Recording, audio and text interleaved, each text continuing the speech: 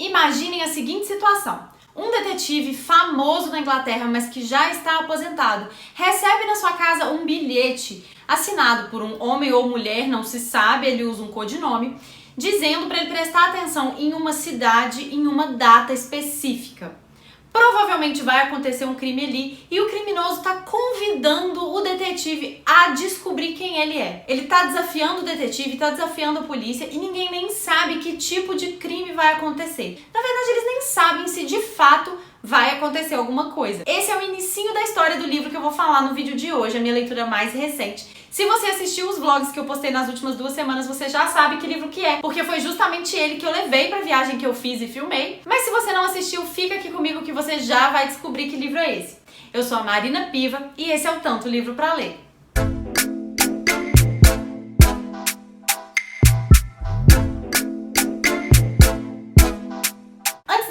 Eu queria te pedir para se inscrever nesse canal se você ainda não for inscrito, porque isso é muito importante pro meu trabalho aqui no YouTube. Se você gosta desse conteúdo, não deixa de se inscrever e de deixar seu like. Então vamos logo começar esse vídeo. Hoje eu vou falar pra vocês um pouquinho da história de Os Crimes ABC, da Agatha Christie. Pra quem não sabe, é um romance policial. Ele foi publicado em 1936. Ou seja, é um livro bastante antigo, mas a leitura dele é muito tranquila, é um livro fino e ele tem uma linguagem super fácil, apesar de ser um livro antigo, dá a sensação de que às vezes a linguagem vai ser mais difícil, mas não é. Se você gosta de romance policial e não conhece a Agatha Christie, conheça, é imperdível, eu adoro. Eu comecei nesse gênero com ela e com Arthur Conan Doyle, que foi quem criou Sherlock Holmes.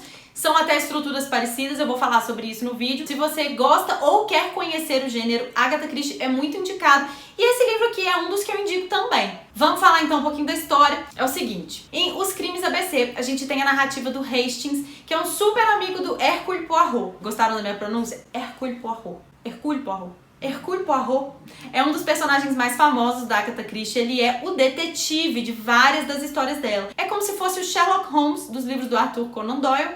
E o Hastings é como se fosse o Watson. Pra quem conhece, dá pra fazer bem esse paralelo. O Hastings não aparece em todos os livros, ele se chama Arthur Hastings, mas nesse aqui ele tá presente, se eu não me engano ele tá presente em 8 romances. E ele é um capitão, amigo do Poirot, ajuda ele a desenvolver o raciocínio, ajuda ele a desvendar os crimes, mas ele não tem um raciocínio tão rápido e tão brilhante quanto o do Poirot, que é, afinal de contas, um dos detetives mais famosos do mundo. Então ele é excepcional, diferenciado, não tem como comparar. Mas o Hastings também é um cara legal, os diálogos entre eles são muito divertidos, vale muito a pena. Mesmo sendo um livro que desvenda crime, né, que fala sobre assassinato, sobre crime, não só esse aqui, mas vários outros livros dela têm essa mesma temática, muitas vezes tem diálogos engraçados, espirituosos, então não são livros muito pesados, sabe? A gente tem humor. O Poirot é um personagem muito cômico, ele é um cara diferentão, tem várias peculiaridades que tornam a história ainda mais interessante. Nesse livro aqui a gente tem a história do Hastings, que vem visitar o Poirot em algum momento em Londres, ele não está morando em Londres, e quando ele chega lá, eles estão conversando, o Poirot recebe um bilhete. É um bilhete endereçado a ele, com as seguintes palavras: Senhor Hercule Poirot, o senhor aprecia resolver mistérios que são difíceis demais para os nossos pobres policiais britânicos tapados, não é? Vamos ver, senhor brilhante Poirot, quão brilhante o senhor consegue ser. Talvez considere este osso duro demais de roer. Atenção a Andover no dia 21 deste mês. Sinceramente, ABC. O Poirot recebe aquele bilhete e fica pensando sobre ele. Segundo ele fala pro Hastings, ele tá com uma sensação ruim, como se fosse um instinto de que tem alguma coisa errada naquele bilhete. Ele mesmo fala que, na verdade, quando você tem muita experiência em alguma coisa, não existe instinto ou intuição. Na verdade, o que acontece é que a sua experiência te mostra que tem alguma coisa errada, mesmo que você não saiba exatamente o que é. Às vezes o seu raciocínio ainda não entendeu por que tem alguma coisa errada ali, mas o subconsciente e a experiência te fazem saber que tem alguma coisa errada. Então ele tem essa sensação. Ele sabe que é por causa da experiência de uma vida inteira sendo detetive, mas ele não sabe dizer por que tem alguma coisa errada com aquele bilhete. Ele leva aquela carta até a polícia junto com o Hastings. Eles recebem, mas eles não levam muito a sério. Eles falam: olha, Poirot, a gente recebe esse tipo de coisa aqui todo dia, bilhete de trote, bilhete de brincadeira, tem muita gente que faz isso só pra tomar nosso tempo. Então, como a gente não tem nada concreto, a gente não sabe onde vai acontecer, nem se de fato vai acontecer alguma coisa, não tem como dar muita atenção pra isso. Vamos ficar de olho lá nessa cidade, nesse dia falado aqui, mas não tem muito o que fazer além disso. Ainda assim, o Poirot fica com a sensação de que aquilo não é um trote, mas ele não tem nada o que fazer além de levar até a polícia, que ele já fez.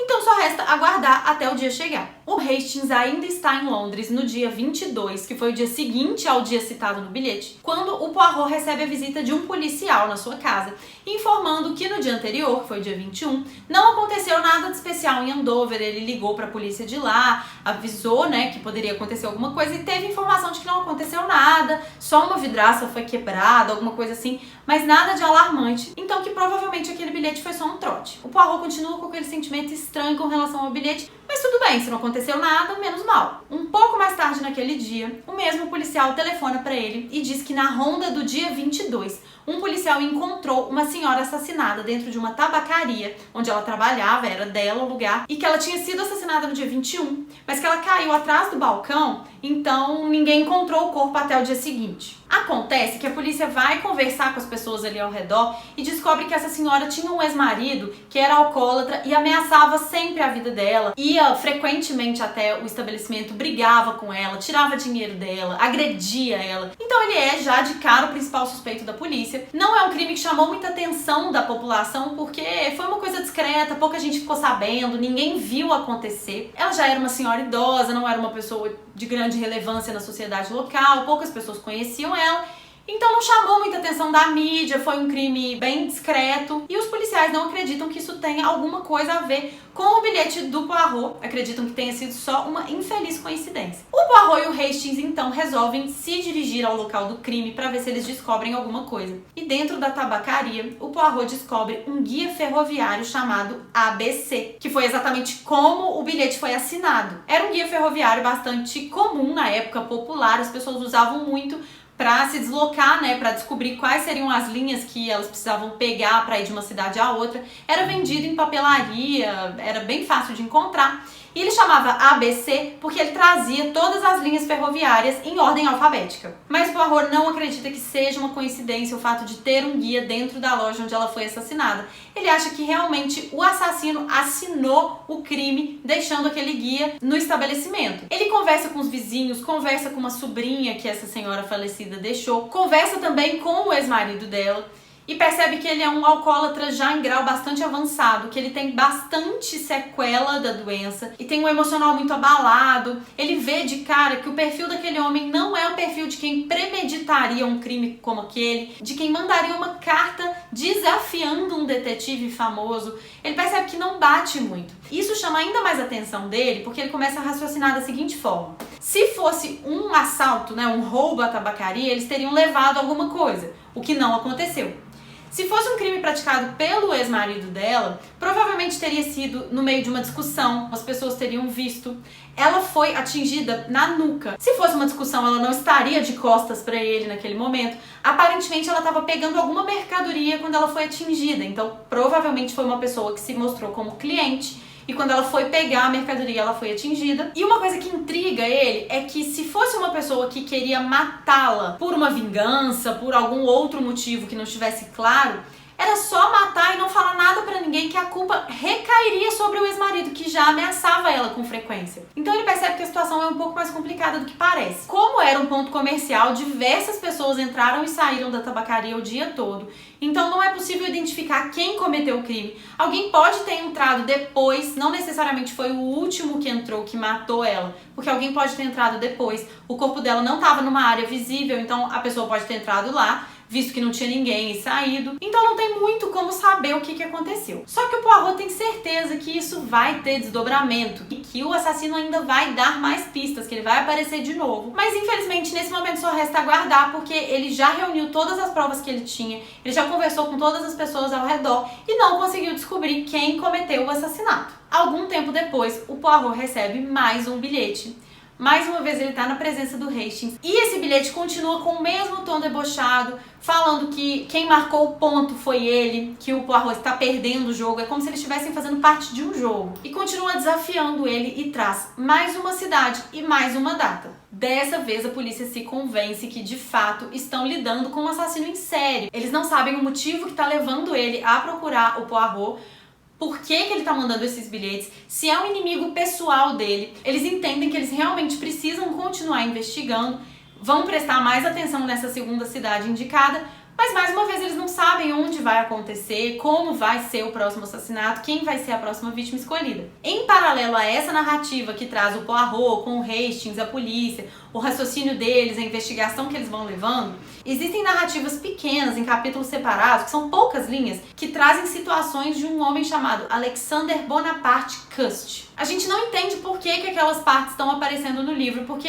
é um homem comum que pega um cigarro, que abre um jornal, às vezes ele abre o jornal e fica um pouco perturbado com a notícia, ele conversa com uma pessoa, com outra, mas não tem nada demais, são só algumas passagens que a gente não entende, só vamos entender no final do livro por que aquele homem tá aparecendo eventualmente. Eu não vou falar mais nada desse livro pra não dar spoiler. Se você quiser continuar nessa história, se ficou curioso, você vai ter que ler Os Crimes ABC. O legal desse livro e de vários outros dessa mesma autora é que a gente vai acompanhando o raciocínio do detetive. Ele não fala tudo o que ele tá pensando. Às vezes ele fica calado e dá um suspense do que ele tá imaginando. Mas a gente acompanha todas as vezes que ele conversa com alguém, a gente acompanha ele analisando as coisas da cena do crime. Então tem como a gente ir montando algumas teorias na cabeça. É como se a gente estivesse participando da equipe de investigação. Eu montei várias teorias, confesso que eu adorei essa leitura, mas eu já imaginava o final, não foi tão surpreendente pra mim. Não é o óbvio, não é o que você tem certeza quando você tá lendo, não é isso, pelo menos pra mim não foi.